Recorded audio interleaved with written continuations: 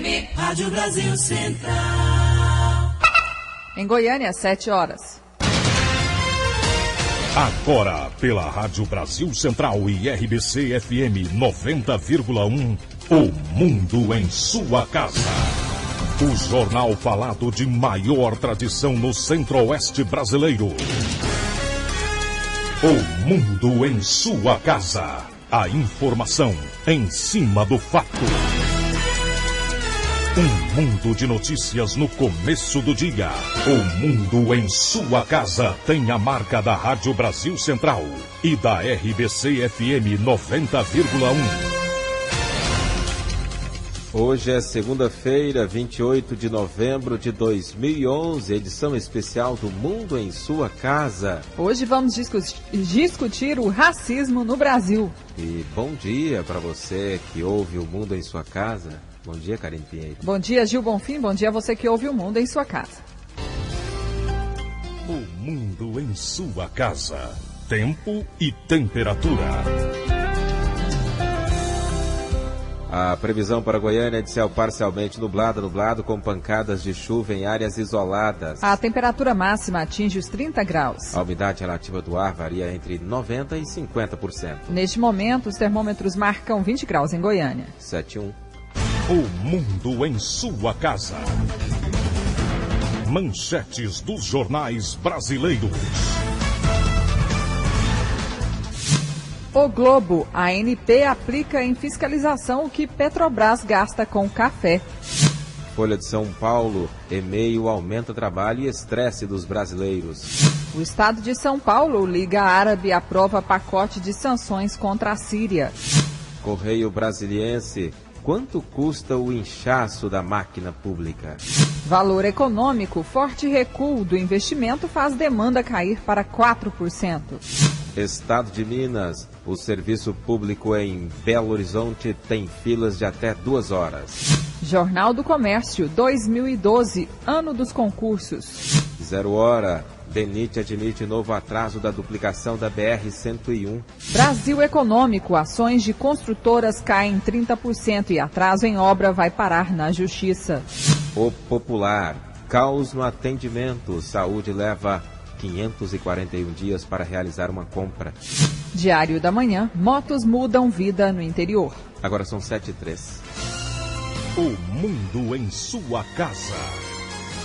A política em Goiás.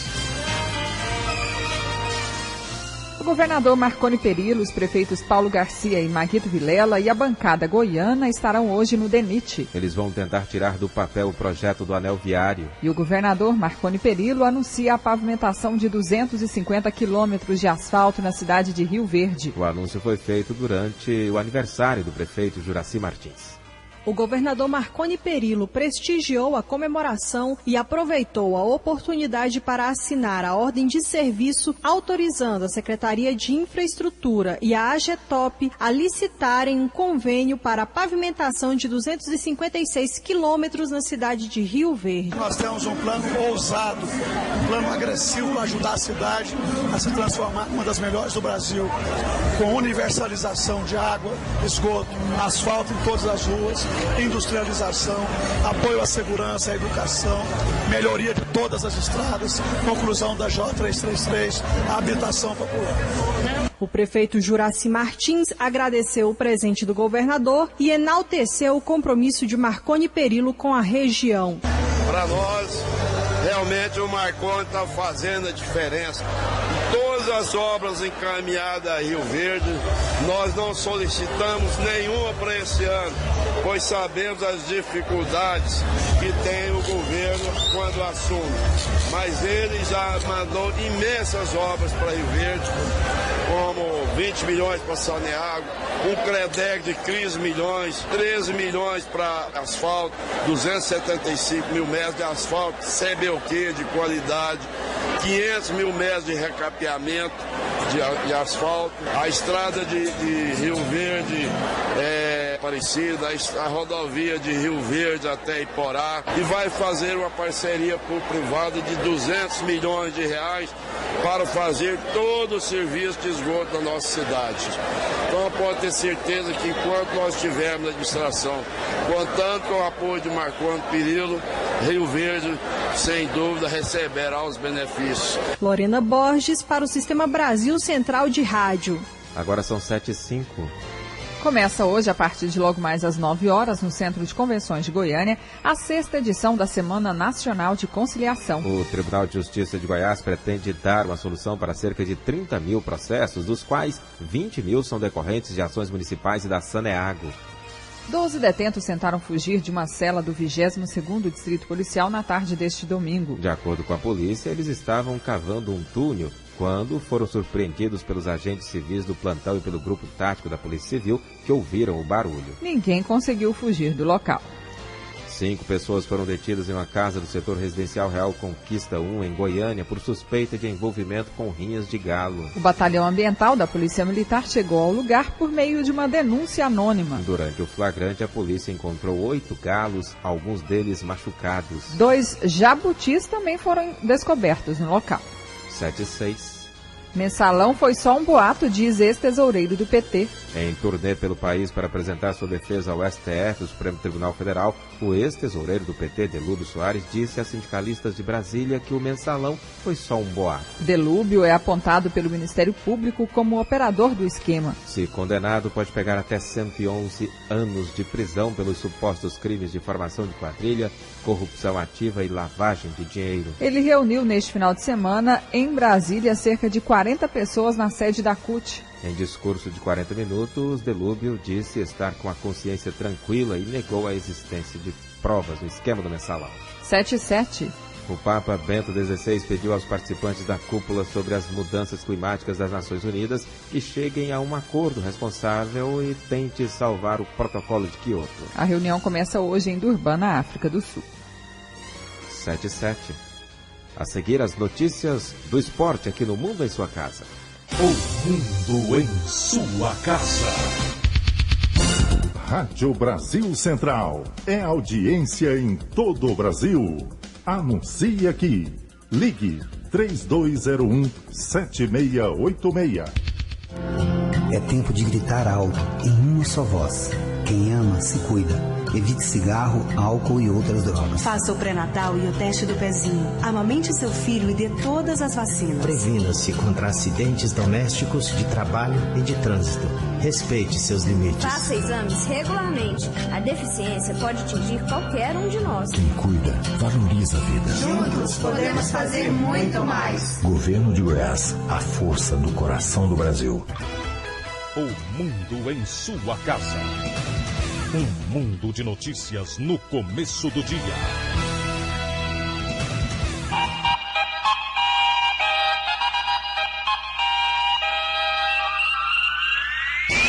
O Mundo em Sua Casa. Esporte. Fórmula 1. O Grande Prêmio Brasil de Fórmula 1 teve dobradinha da RBR no pódio. O australiano Mark Webber quebrou um jejum de 25 provas sem vitória e chegou em primeiro em Interlagos. Em segundo ficou o bicampeão Sebastian Vettel, seguido de Jenson Button, que levou o vice-campeonato. Felipe Massa ficou em quinto. Rubens Barrichello terminou a prova em 14º e Bruno Senna ficou em 17º colocado. A temporada 2012 começa em março com o GP da Austrália. 7-9. Torcedores de Goiás e Vila Nova querem esquecer o 2011. As duas equipes começaram o ano falando em acesso à primeira divisão do Brasileiro. O Goiás ficou na B e o Vila, infelizmente, foi parar na Série C. Colorados e Esmeraldinos fecharam o ano com derrotas. No Goiás, a temporada do ano que vem começou a ser planejada. Com o encerramento da Série B, a derrota sábado para o Guarani em Campinas pela última rodada, a diretoria do Goiás agora concentra para contratar jogadores de 8 a 10 jogadores para a apresentação do elenco de 2012, que irá acontecer ainda este ano, no dia 27 de dezembro. Além dos 11 jogadores dispensados semana passada, pelo menos mais 4 serão liberados hoje. Andrezinho, lateral esquerdo, o volante Zé Antônio, o atacante Guto e também o Carlos Alberto. Os jogadores com os contratos encerrando no Goiás, apenas Marcelo Costa pode permanecer para a temporada 2012. A diretoria agora, sem ter preocupação mais com jogos no campeonato, prioriza contratações. E o presidente Arley Pinheiro define também quem vai apoiar para a eleição da diretoria executiva. Tudo indica que o ex-presidente Paulo Lopes deve ser o candidato apoiado pelo atual presidente executivo do Conselho, Ailê Pinheiro. Enquanto isso, a oposição, o movimento Reage Verdão, com Flávio Ramos como pré-candidato à presidência, corre contra o tempo na Justiça para obrigar o presidente Ailê Pinheiro a convocar uma Assembleia Geral para devolver o direito de voto aos sócios proprietários. Vinícius Silva para o Sistema Brasil Central de Rádio. 7h10. No Vila Nova, mudanças são esperadas. Os jogadores estão sem receber há 3 meses. Foi a 13ª partida em que o Vila não conquistou uma vitória. Novamente uma derrota e logo na despedida da Série B do Campeonato Brasileiro para o Sport no estádio Serra Dourada, 1-0. O Vila volta a campo somente na próxima temporada, no Campeonato Goiano. Enquanto isso, vai acontecer muitas reformulações, tanto na parte administrativa, quanto também em se tratando do futebol do Vila. Enquanto que não há definição em relação ao presidente, apenas uma chapa até o momento, encabeçada pelo Eduardo Barbosa, o Vila vai vivendo esse clima de reformulação em relação aos jogadores. A próxima semana será decisiva para sabermos quais os jogadores que poderão ficar e quais os jogadores que não irão ficar no Vila. Eric Maravilha, para o Sistema Brasil Central de Rádio. Agora são 7h11. A penúltima rodada do Campeonato Brasileiro da Série A foi de grandes emoções. O Corinthians venceu o Figueirense 1-0 e só não garantiu o título por antecipação porque o Vasco derrotou o Fluminense no Engenhão por 2-1 e continua na luta pelo título. Tivemos ainda Grêmio 2, Atlético Goianiense 2. Palmeiras 1, São Paulo 0.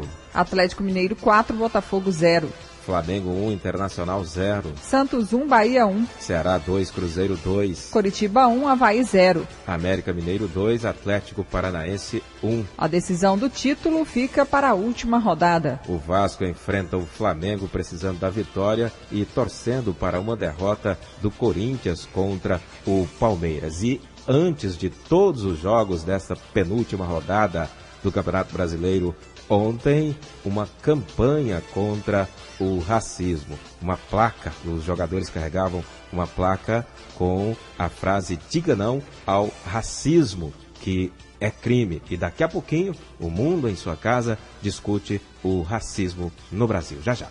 Agora são 7h12. Gil, e o Atlético, 14º colocado na Série A, encerra sua temporada no próximo domingo contra o América Mineiro no Serra Dourada. Mas o time está tranquilo.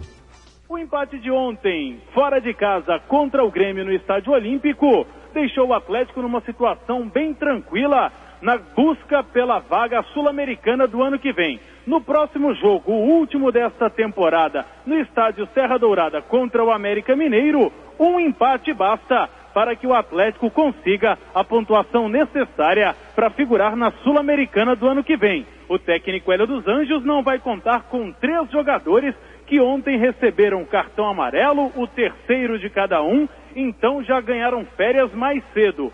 O meia Bida, o volante Joilson e o meia Vitor Júnior, esses 3 então são os desfalques do técnico Hélio dos Anjos para o último jogo do Atlético contra o América Mineiro no estádio Serra Dourada. A reapresentação atleticana acontece amanhã à tarde. Paulo Massad para o Sistema Brasil Central de Rádio. Agora são 7h14. Só uma correção, a quantidade de asfalto a ser feito na cidade de Rio Verde são de 250 mil metros quadrados e não 250 quilômetros, como informamos na matéria. Agora são 7h14. Após o O Mundo em Sua Casa. Atenção, a CELG tem uma boa notícia para você. Chegou o Religar, o programa de regularização de débitos vencidos da CELG. Uma oportunidade única para quitar suas dívidas e retomar o seu fornecimento de energia.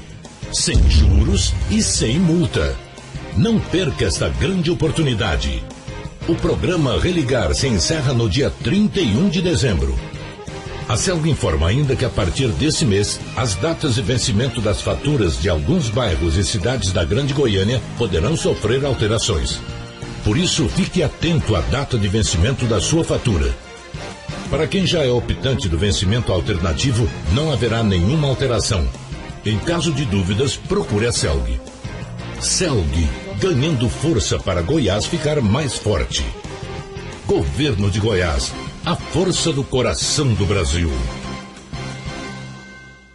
O combate à dengue depende das suas ações. Eliminar o mosquito é a principal delas. Encha de areia os pratinhos de vasos de plantas ou lave semanalmente com água, sabão e escova. Informe-se ou denuncie pelo Disque Dengue 0800 642 8383. Dengue mata. Elimine o mosquito, evite a doença. Combata todos os dias, o ano todo. Secretaria de Estado da Saúde e Governo de Goiás. A força do coração do Brasil. O mundo em sua casa. O jornal falado de maior tradição no Centro-Oeste brasileiro.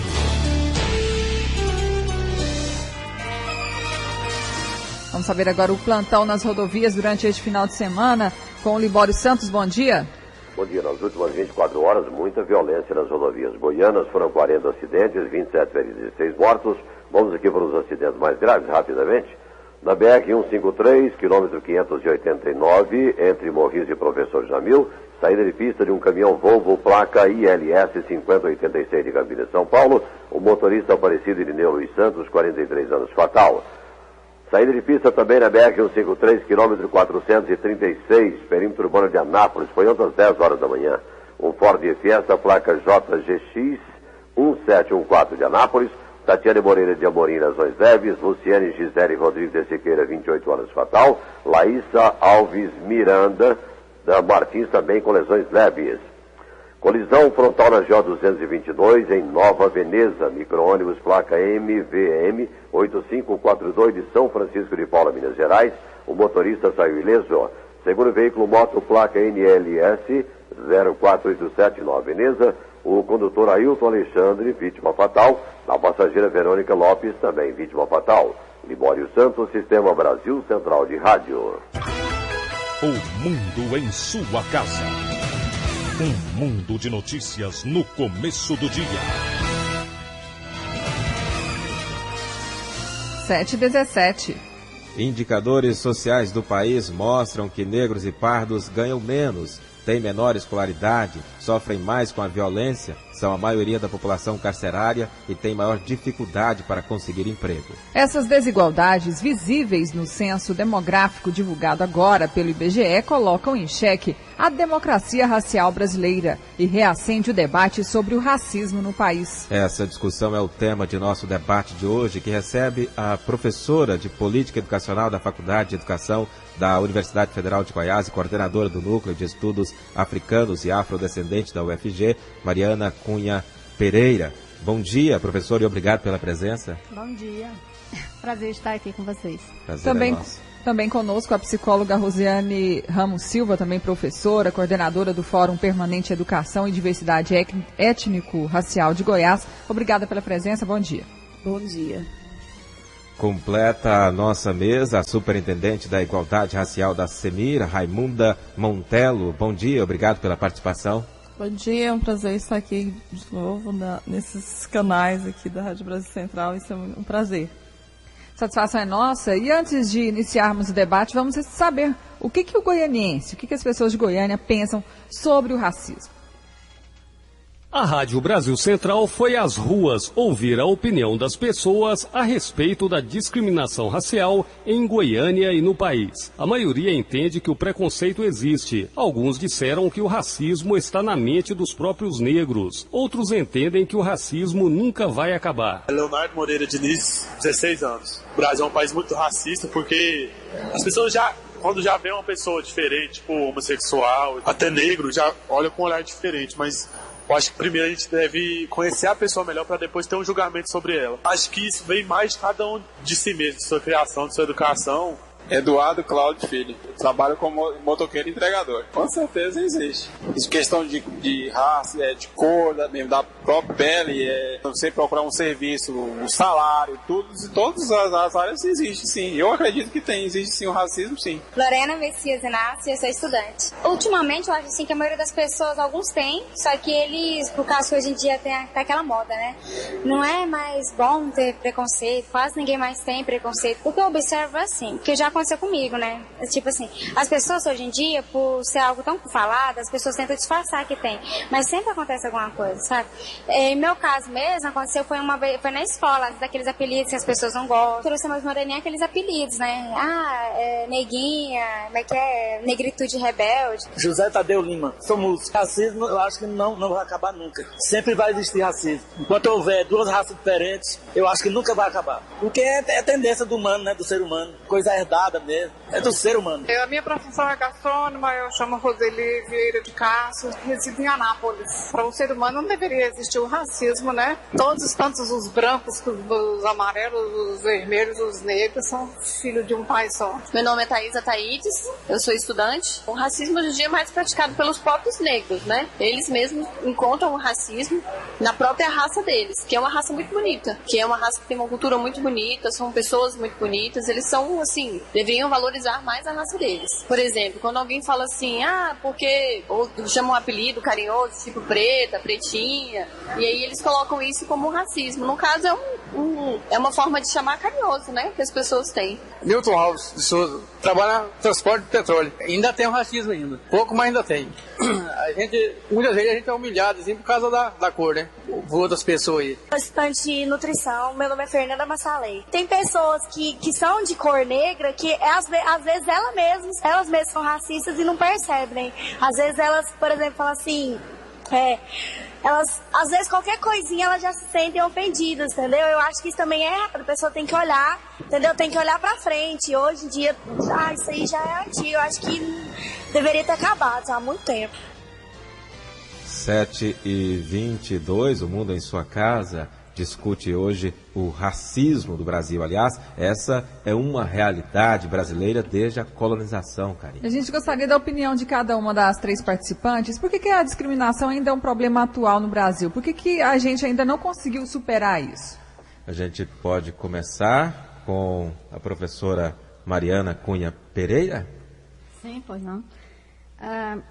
Por que a gente ainda não conseguiu superar o racismo?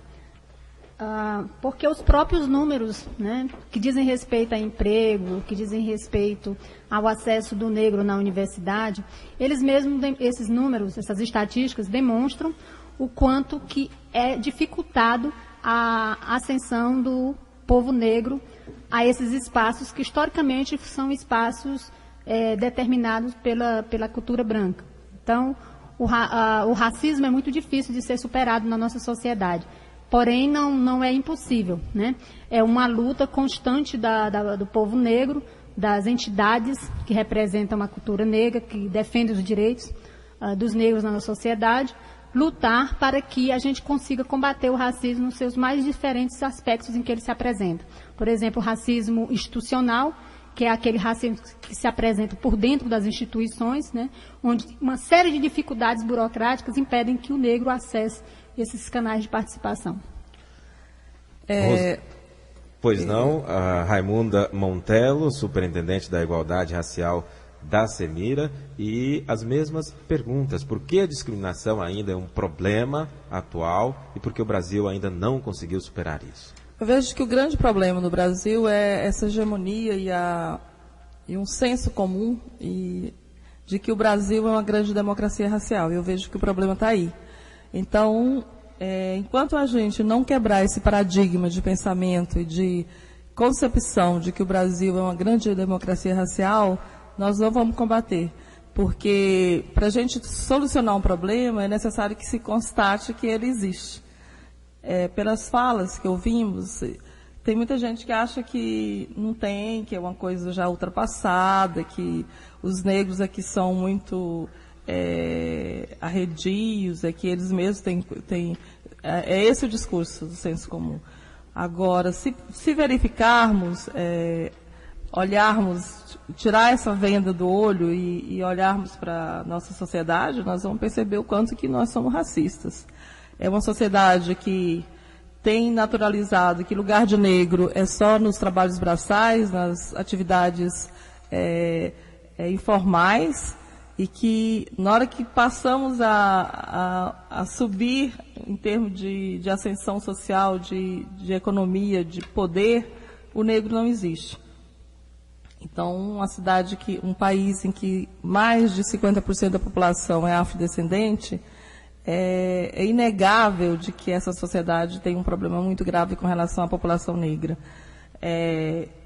E se não enfrentarmos, se não tirarmos esse discurso de que nós somos uma grande democracia, que vivemos todo mundo maravilhosamente uns com os outros, a gente não vai conseguir superar e nem reparar a grande dívida que essa nação tem com a população negra. E gostaríamos agora da opinião da Rosiane Ramos Silva, professora e coordenadora do Fórum Permanente Educação e Diversidade Étnico-Racial de Goiás.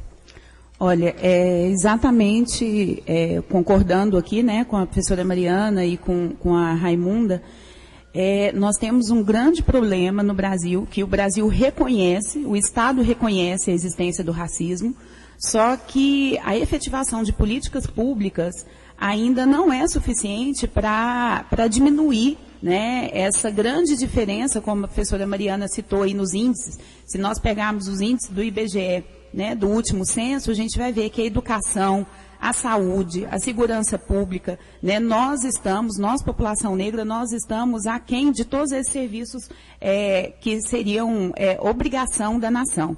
Né? E o outro grande problema é o que a Raimunda citou, que é esse grande mito que nós vivemos numa grande democracia racial. Né, que nós somos uma nação que não há tratamento diferenciado para a população negra. Né, e isso nós temos que reconhecer que é uma grande mentira. Né, que, na verdade, existe racismo existe, a população é uma população racista, porque nós aprendemos a ser racista, né, nós aprendemos na escola, nós aprendemos nas nossas relações sociais, na família, em todas as instituições que a gente frequenta, que a gente está inserido, a gente aprende a ser racista, a tratar de forma diferente, e o sistema trata de forma diferente as pessoas, né, herdadas de uma população africana que foi escravizada aqui no Brasil. Agora são 7h27, o Mundo em Sua Casa discute hoje o racismo no Brasil. Aqui conosco, Raimunda Montelo, superintendente da Igualdade Racial da Semira, Rosiane Ramos Silva dos Santos, professora, psicóloga, coordenadora do Fórum Permanente Educação e Diversidade Étnico-Racial de Goiás, e a professora Mariana Cunha Pereira, que é professora de Política Educacional da Faculdade de Educação da UFG e coordenadora do Núcleo de Estudos Africanos e Afrodescendente da Universidade Federal de Goiás. Gil, e para a Ordem dos Advogados do Brasil, Seção Goiás, a igualdade racial passa pela melhoria da distribuição de renda.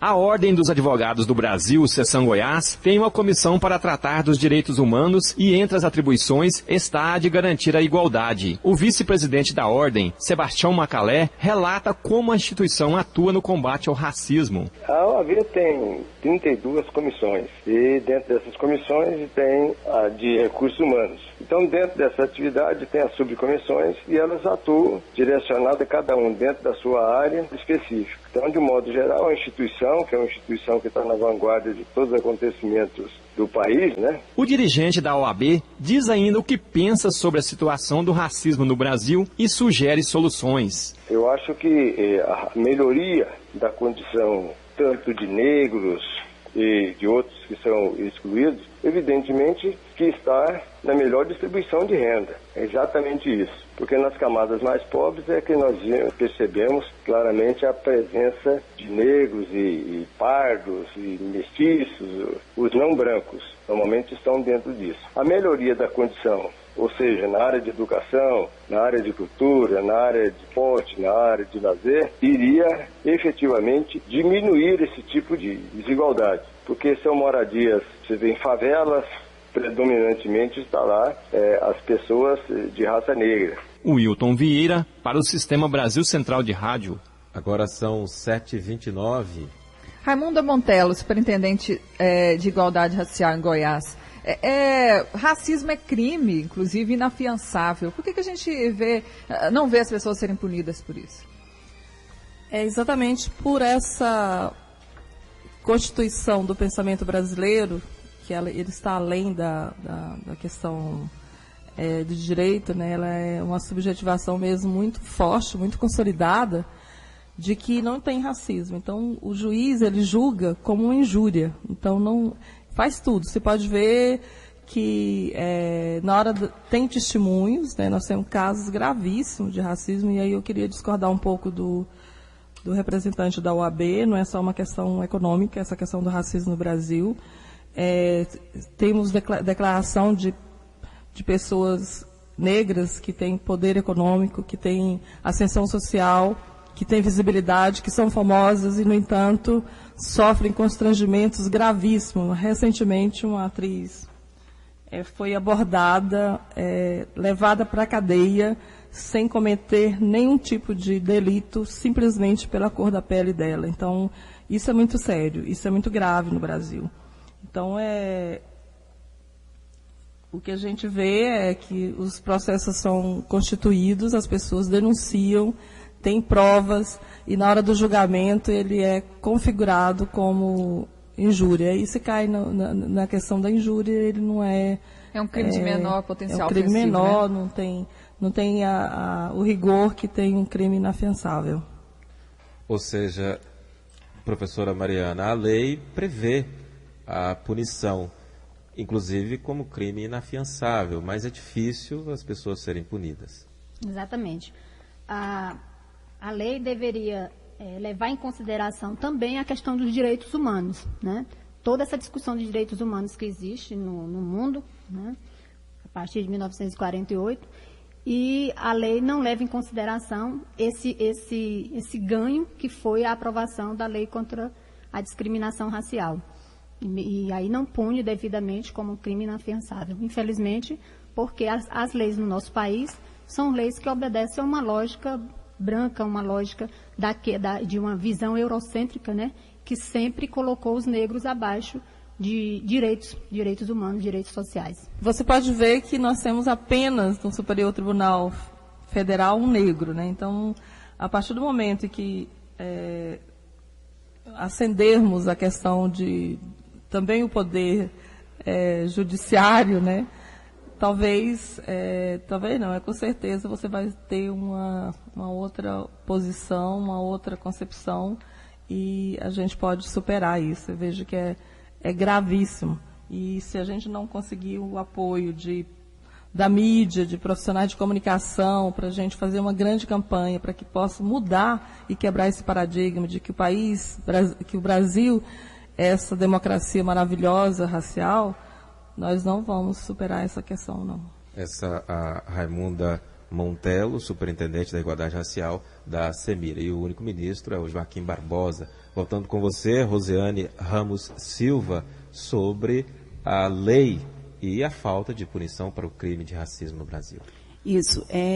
Inclusive, nós estamos realizando uma grande campanha, já é o 2º ano, né, na educação do Estado de Goiás, disseminando, né, que racismo é crime, e crime, como prevê o artigo 5º da Constituição Federal, inafiançável.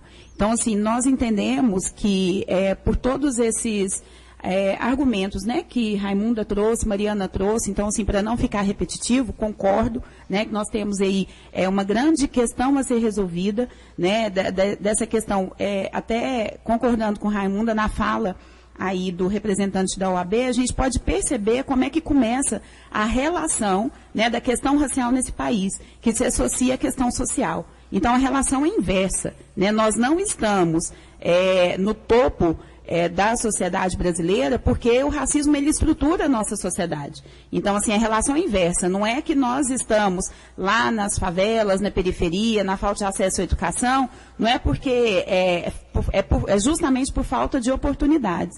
Então, assim, só voltando, que nós estamos fazendo na rede municipal e na rede estadual de Goiás uma grande campanha, né, pelo Fórum Permanente, pelos Sindicatos Trabalhadores em Educação, pelo Movimento Social de Goiás, Movimento Social Negro de Goiás. É uma grande campanha que racismo é crime, né, começando desde a educação infantil até ensino fundamental, ensino médio, EJA, né, fazendo essa grande divulgação, e as 2 leis que criminalizam o racismo, né, que é a Lei KO, de 89, e o artigo 5º da Constituição Federal, e onde denunciar. Então, assim, a gente acredita também que, fazendo essa campanha, essa grande divulgação, a gente vai indicando caminhos para que a gente exija os nossos direitos, né? A criminalização do racismo, né? E que racismo é crime. Rosiane Ramos Silva dos Santos, professora Rosiane Ramos Silva dos Santos, coordenadora do Fórum Permanente de Educação, Diversidade Étnica e Racial de Goiás. Agora são 7h35, nós ainda vamos discutir as políticas afirmativas e inclusivas. Estamos discutindo aqui no Mundo em Sua Casa, racismo no Brasil. Agora são 7h35, Karine Pinheiro. Gil, vamos falar sobre qualificação. Para especialista em recursos humanos, o afrodescendente é barrado no mercado de trabalho por falta de qualificação. Vamos ouvir. De acordo com o IBGE, a população negra tem menos acesso à escolaridade e maiores taxas de desemprego. Além disso, são eles que possuem proporcionalmente os menores salários. Para a gestora de recursos humanos, Dilze Persílio, aspectos históricos influenciam este cenário. Os negros, eles foram privados de acesso igualitário a condições de educação, né? Até porque num país que foi colonizado por uma elite branca e os negros eram simplesmente mão de obra, era complicado, né? Não se pensava nessa capacitação que hoje faz tanta falta para os negros. Então, isso é uma questão histórica que os negros estão conseguindo, na minha percepção, correr atrás, né? Não do prejuízo, que o prejuízo infelizmente já tem, mas atrás desse lucro, atrás desse resultado. No entanto, a especialista considera que já são visíveis alguns avanços. Porque hoje você não tem, por exemplo, você tem políticas de ação afirmativa, como a lei de cotas, e você também tem hoje, se a gente for pegar a realidade, por exemplo, goiana, hoje você tem bolsa de estudo dadas pelo governo, ou pelas instituições, ou pelo governo federal, que independem da cor. A gestora de recursos humanos considera que, mesmo diante das dificuldades, a autoestima é fundamental para vencer o preconceito. Se você acha que você realmente tem um passivo aí cultural, que você tem a questão do preconceito, você deixar que isso seja internalizado na sua própria personalidade, realmente você vai se sentir fraco. E quando você for, por exemplo, pensar em fazer um concurso, não, mas eu sou negro, não tive uma escola boa, eu nunca vou passar. Aí nunca vai passar mesmo. Então isso depende muito da estrutura psíquica, da resistência emocional das pessoas com ascendência negra. Agora são 7h37. Gostaria de perguntar para a professora Mariana Cunha Pereira, ela que é professora de Política Educacional da Faculdade de Educação da UFG. O sistema de cotas, ele tem mudado, tem ajudado a mudar essa realidade no mercado de trabalho? O sistema de cotas é uma política afirmativa, né, que tem como objetivo trazer o estudante negro para dentro da universidade, né? Então, enquanto uma política de cota, enquanto uma política de ação afirmativa, melhor dizendo, ele tem um tempo para acontecer, para durar. Não é um ad eterno, não é para ficar para sempre, né? É para que a gente possa significativamente enegrecer as portas e os muros da universidade, como a gente costuma dizer. Os dados revelam que de 189 instituições de ensino superior no Brasil tem algum tipo de política de ação afirmativa. Entre 189, 89 dessas instituições assumem as cotas para negros na universidade. Isso vai se configurar ao longo desse final de década aí, significativamente como importante para a entrada dos alunos negros em áreas do mercado de trabalho mais qualificadas, sem dúvida nenhuma. Porque quando nós começamos as políticas de ação afirmativa no sentido nacional, né, de forma mais intensiva, né, com todas essas campanhas, com todas essas discussões e tal, nós tínhamos em torno de 2% de estudantes universitários nas instituições de ensino pública no país. Hoje nós temos em torno de 15,4%, segundo também o censo escolar, né, o último censo, aliás. Então, sem dúvida nenhuma que isso vai refletir, né, no mercado de trabalho em termos de melhor qualificação, porque esses estudantes estão seguindo em frente com a qualificação de mestrado, de especialização de mestrado, e sem dúvida nenhuma eu sou otimista para que a gente consiga enegrecer a universidade. Rosiane Ramos Silva, a política afirmativa de cotas tem sido eficiente ou é eficiente. Pelo menos a professora trouxe um dado que é interessante, que 15,4% dos estudantes nas instituições superiores de ensino são negros. E a maioria da população é negra, mais de 50%. Ainda é um número baixo, né? Exatamente. Pelo que foi colocado pela professora Mariana, a gente percebe assim, que tem havido um crescimento, né, significativo do acesso, né, de estudantes negros às instituições de ensino superior, né, e isso em decorrência dessa política de ação afirmativa, as cotas raciais, né, estipuladas pelas universidades. Agora, assim, nós precisamos também pensar exatamente nessa questão. Se nós somos, hoje, 51% da população brasileira autodeclarada como negra, né, que é pretos e pardos, segundo o IBGE, e nós temos aí 10%, em torno de 10%, em torno de 10%, na maioria das universidades, pelo sistema de cota, 10% de vaga para cada curso, né? Então, assim, eu acho que também a gente precisa pensar numa correção, né, dessa quantidade, desse percentual reservado para a população negra, porque se nós somos 51%, e pelo dado que a professora Mariana trouxe, que é muito significativo, que nós saímos de 2% para 15%, então já é um salto significativo, mas a gente precisa aumentar, né, porque assim, quem ganha com essa presença, né, do povo negro, da sua história, da sua corporalidade, da sua cultura na universidade, é só a universidade. Então, quem ganha com isso não somos só nós negros que temos acesso ao ensino superior. O ensino superior ganha com essa presença, né? Com essa presença não só de corpo, mas com essa presença de história, de cultura, que tem que entrar dentro da universidade. Porque a universidade é uma universidade branca, né? É um espaço branco, é um espaço de estudo branco, né? Eurocêntrico. Então, a gente precisa incluir nas universidades o estudo da história e cultura do povo que construiu esse país, né? Do povo negro, do povo africano que foi escravizado. Então, isso é um ganho. Então, assim, nós precisamos, é significativo, e tem outra questão também, nós precisamos garantir o acesso e a permanência, né? Que é outra questão também que a gente precisa refletir melhor, porque, assim, não é só a política de ação afirmativa, a política de cotas raciais na universidade, não é só garantir o acesso, né? Nós precisamos garantir o acesso e a permanência. Por exemplo, o curso de medicina, hoje, numa universidade pública, é um curso de período integral. Então, se nós temos aí um dado, né, que a população negra, por falta desse acesso aos bens, é uma população que é uma população mais pobre, então, como que esse estudante vai conseguir fazer um curso, né, de período integral, sem ter também uma política que garanta a sua permanência? Então, é uma discussão também que a gente precisa amadurecer dentro das instituições. Raimunda Montello, qual a sua opinião? Eu vejo que, além dessa questão da ação afirmativa, que foi um ganho, que foi uma luta do movimento negro, dos negros no país, a fala da consultora de recursos humanos que vocês trouxeram, ela coloca também uma questão muito jogada para o negro, a responsabilidade do negro. Se você é forte, se você é empoderado, se você dizer que você superou isso, você tem espaço no mercado de trabalho. Isso é uma grande ilusão.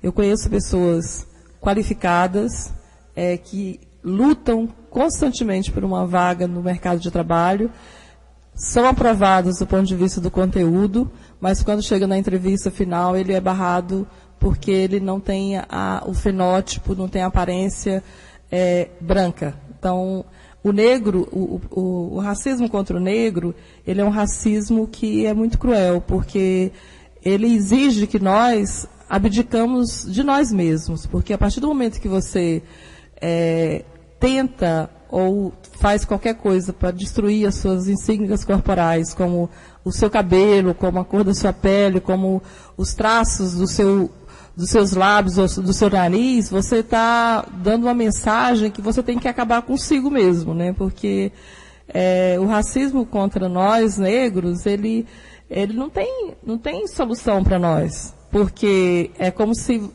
dissesse assim, para você não cabe aqui. E aí esse discurso da boa aparência, esse discurso da beleza,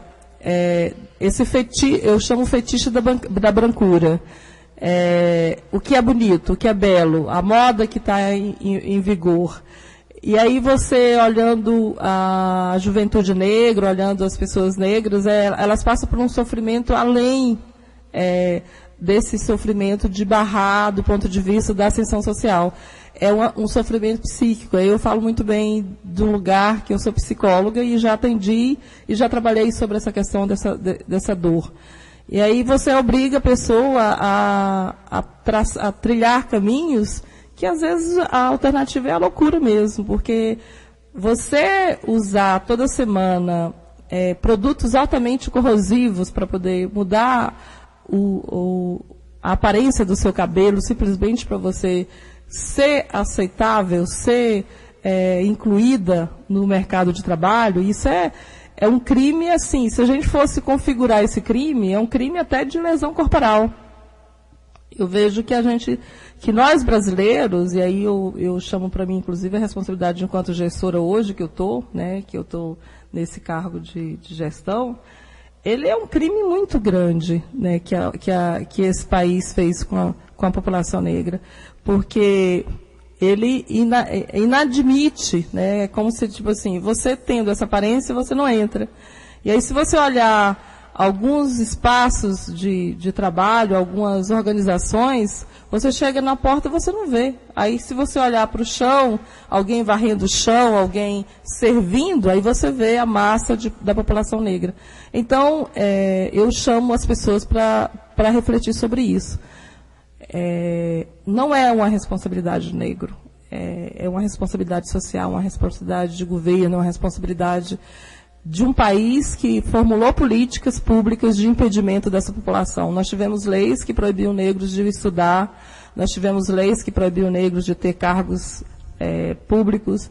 Então, um país que formulou leis impedindo o negro de ter ascensão social, de ter conhecimento, ele, no mínimo, não é reparar economicamente, no mínimo ele tem que reparar essas leis e assegurar o direito da população negra ter uma equidade de direito com relação a outra população. Isso é o que historicamente se configura como visão eurocêntrica, né? O que a gente percebe como a Europa como centro das coisas, ou europeu branco, sobretudo. Agora são 7h47, o Mundo em Sua Casa discute hoje o racismo no Brasil. E ainda hoje nós vamos discutir como o racismo se manifesta no cotidiano das pessoas, como se dá, como ele ocorre, como os afrodescendentes sofrem na pele isso no dia a dia. Agora são 7h47, nós estamos recebendo Karine Pinheiro. Mariana Cunha Pereira, professora de Política Educacional da Faculdade de Educação da UFG e coordenadora do Núcleo de Estudos Africanos e Afrodescendentes da UFG. Rosiane Ramos Silva dos Santos, professora, coordenadora do Fórum Permanente Educação e Diversidade Étnico-Racial de Goiás e também integrante da equipe pedagógica do Centro de Referência Negra Lélia Gonzalez. E ainda Raimunda Montelo, superintendente da Igualdade Racial da Semira. E para o Ministério Público Estadual, o racismo no Brasil é dissimulado. Vamos ouvir. Apesar da sociedade negar o preconceito racial, ele está arraigado na cultura popular. Piadas e brincadeiras do cotidiano se referem ao negro como protagonista de crimes, trapaças ou atitudes pouco inteligentes. Para combater o racismo em todas as suas formas de manifestação, o Centro de Apoio Operacional dos Direitos Humanos e do Cidadão do Ministério Público de Goiás desenvolve ações de conscientização para evitar que o preconceito tenha continuidade nas gerações futuras. Segundo o promotor Maurício Gebrim, empresas e até instituições públicas negam vagas de emprego ao negro por puro racismo. Algumas reclamações que já chegaram ao conhecimento do Ministério Público é de pessoa que procura, principalmente na iniciativa privada, procura um emprego e fala, não, nós não estamos precisando deste emprego, do serviço, mas está o anúncio ali, não estou precisando mais. E descobriu-se futuramente que aquilo ali tinha um fundo de racismo em razão da cor da própria pessoa que era negra. O promotor afirma que além da discriminação pela cor, predomina no Brasil a distinção social. Se o indivíduo tem dinheiro, ele pode ser menos atingido pelo racismo. Mesmo assim, frequentemente o negro é visto como suspeito. Assistindo um vídeo afro-brasiliense da Fundação Palmares, há um relato de uma cantora em Brasília, que ela fala que ela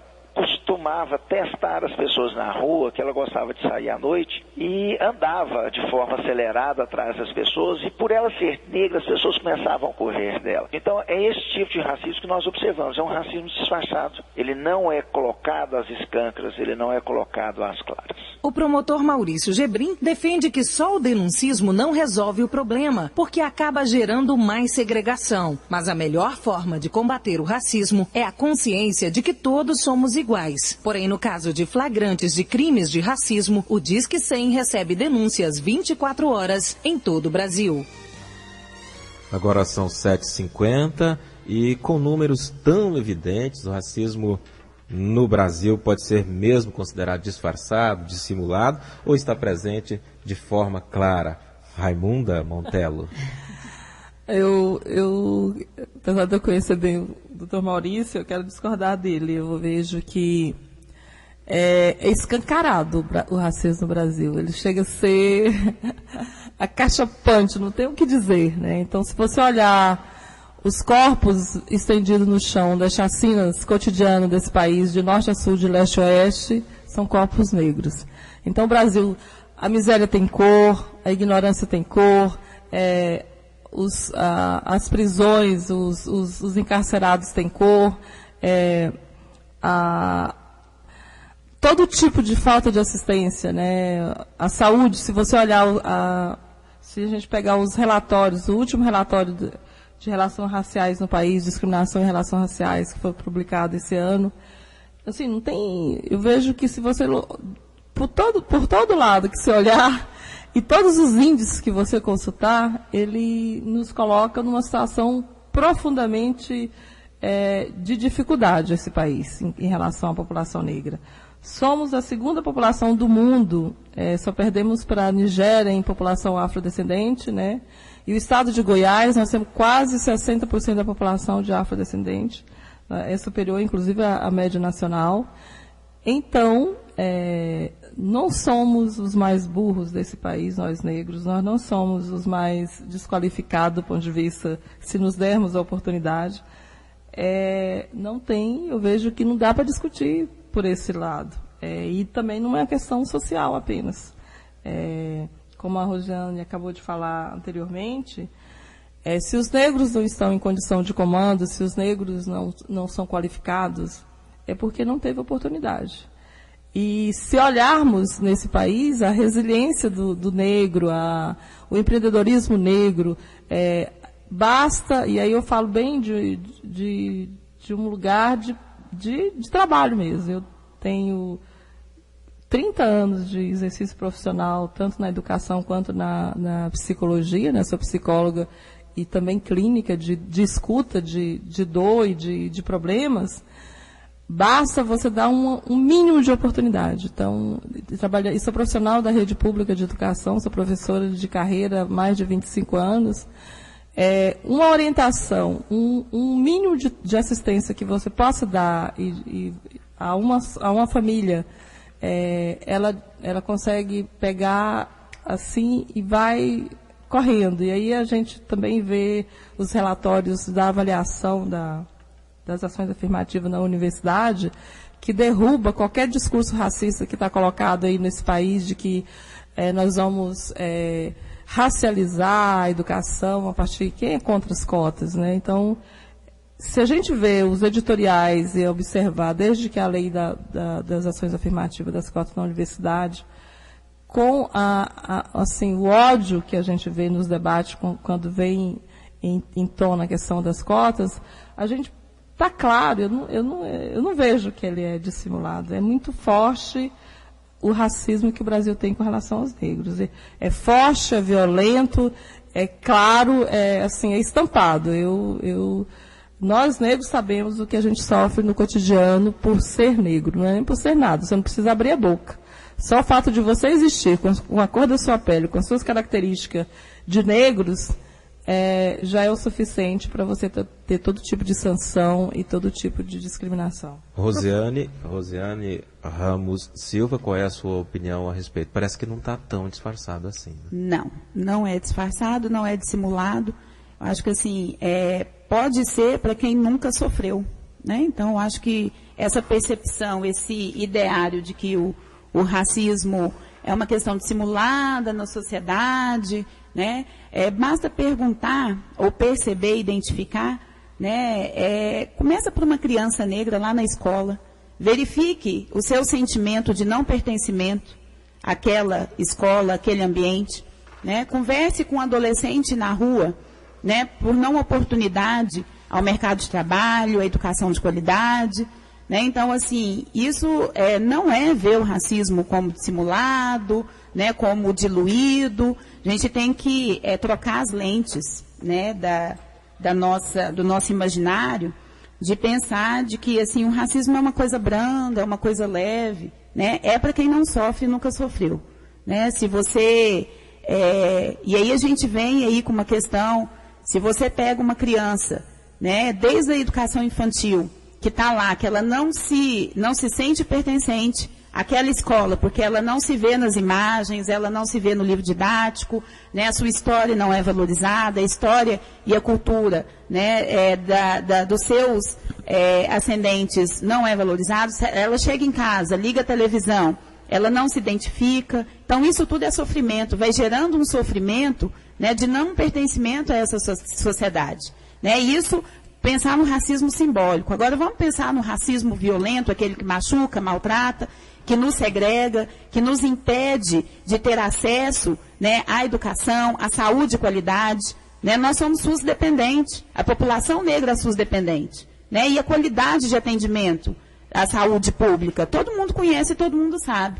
A segurança pública, isso que a Raimunda chamou a atenção. Né? Nossos jovens estão sendo assassinados em sequência. Aí né, a segurança pública está em caos, né? Está acabando com a nossa juventude negra. Então, assim, essa questão ela tem que ser pensado por um outro viés, essa questão de que há um racismo dissimulado, né, para quem não sofre dia a dia. E tem uma outra questão que eu acho que é importante na fala, né, do promotor, que é uma frase assim que é a maior perversidade, né, do mito da democracia racial, de que nós todos somos iguais. Nós não somos iguais. Nós somos diferentes, sim. Nós temos que afirmar a nossa diferença e valorizar a nossa diferença. Professora Mariana Cunha, qual a sua opinião? Bom, eu sou das que se filia nessa questão de entender que não há o racismo cordial, né, esse racismo chamado de dissimulado. Porque as pesquisas científicas, as pesquisas que são feitas por dentro da universidade e a convivência de pessoas como eu, que além de estar na universidade, também participa dos movimentos sociais, né, especialmente o movimento negro, aquele que luta através das questões das mulheres negras, né, dos quilombos no estado de Goiás, a gente percebe claramente isso. Eu posso historicizar alguns espaços, algumas situações. Por exemplo, espaços sociais, né? Aqui é onde se vai boates, né? Desde a época mesmo do Império, né? A gente conhece no Rio de Janeiro a famosa Confeitaria Colombo. Era um espaço que não era permitida a presença do negro, né? As próprias novelas trazem esse contexto histórico, né?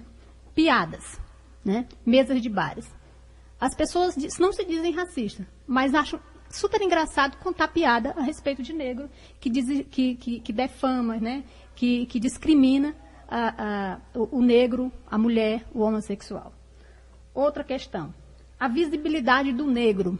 Né? Como é que o negro é visibilizado na televisão, no cinema e na TV? Né? Recentemente eu vi, durante toda essa semana agora da Consciência Negra, eu acompanhei uma série de programas e tive a feliz oportunidade de ver professores da Universidade Estadual da Bahia trazendo essa discussão. E mostraram algumas cenas em que, interessante, porque na época, quando eu vi esses programas, eu não tinha me apercebido. Programas da televisão em que atores brancos se pintavam de negro, né, para fazer aqueles papéis. E aí esses professores perguntaram, sim, e por que os negros não estavam ali fazendo os papéis de negro? Né? É exatamente porque não tinha essa visibilidade que agora a gente está construindo, né, do negro na televisão. Mesmo assim, segundo o próprio Milton Gonçalves, que esteve aqui recentemente, né, em Goiânia, mesmo assim, esses espaços ainda são reduzidos e são fruto de toda uma luta de poder que eles têm que enfrentar no dia a dia de lutar por papéis nos canais de televisão, né? Outra questão, isso que a Rosiane falou, dados de pesquisa da Universidade Cândido Mendes demonstram que o número de mortalidade, a estatística de mortalidade dos jovens de 15 a 25 anos na cidade do Rio de Janeiro, esses jovens negros, é significativo, né? Até o trabalho chama-se Estão Matando os Nossos Jovens Negros, né? E, por último, a questão que eu queria citar também como reforço de que há um racismo claro e evidente, está na própria escola, nos conteúdos escolares, pelo fato do que foi negado historicamente que a gente conhecesse a história do negro e da África nos livros escolares. Bem, 8 horas, infelizmente nosso tempo esgotou. Eu agradeço muito a participação de vocês. Professora Mariana Cunha Pereira, professora de Política Educacional da Faculdade de Educação da UFG e coordenadora do Núcleo de Estudos Africanos e Afrodescendentes da UFG. Muito obrigada, bom dia. Bom dia. Obrigada também. Foi um grande prazer estar aqui com vocês e ajudar a esclarecer a população. Rosiane Ramos Silva dos Santos, que também é professora, coordenadora do Fórum Permanente Educação, Diversidade Étnica e Racial de Goiás. Obrigado pela presença e bom dia. Obrigada, bom dia, obrigada pela oportunidade. E só reforçar, a questão racial não é o problema do negro, é uma questão da sociedade brasileira. E Superintendente de Igualdade Racial, Raimunda Montello, muito obrigada, bom dia. Bom dia, eu que agradeço a oportunidade. Nos colocamos à disposição, né, para outros debates e também para receber a população, as denúncias de racismo, os problemas que tiverem em relação a essa questão, que são graves e que racismo é crime e que não é dissimulado nesse país, é muito forte. O grande desafio que se coloca não é apenas aceitar a diferença, mas se colocar no lugar do outro, se colocar no lugar do diferente, sentindo as suas agruras e dores, inclusive. Agora são 8 horas e 1 minuto. Termina mais uma edição do Mundo em Sua Casa, que teve a apresentação de Karine Pinheiro e Gil Bonfim. Redação e edição, Adam Mendes, Antônio Correia, Marcelo Cabral e Wendel Franco. Direção de estúdio, Luzani Gomes. Chefes de reportagens, Ione Chagas e Almir Costa. Operação de áudio, Thaís Oliveira. Central técnica, Frederico Pita. Gerência do Sistema de Rádio, Suede Barbosa. Direção de Tele e Rádio Difusão, Abadia Lima. Presidente da AGECOM, José Luiz Bittencourt. A produção é do Sistema de Jornalismo das rádios Brasil Central AM e RBC 90,1. O Mundo em Sua Casa volta amanhã às 7 da manhã. Obrigado pela sua atenção e até lá. Bom dia, Karine. Bom dia, até amanhã. Este foi, pela Rádio Brasil Central e RBC FM 90,1, O Mundo em Sua Casa. O jornal falado de maior tradição no Centro-Oeste brasileiro. O Mundo em Sua Casa. A informação em cima do fato. Um mundo de notícias no começo do dia. O Mundo em Sua Casa voltará sempre com a marca da Rádio Brasil Central e da RBC FM 90,1.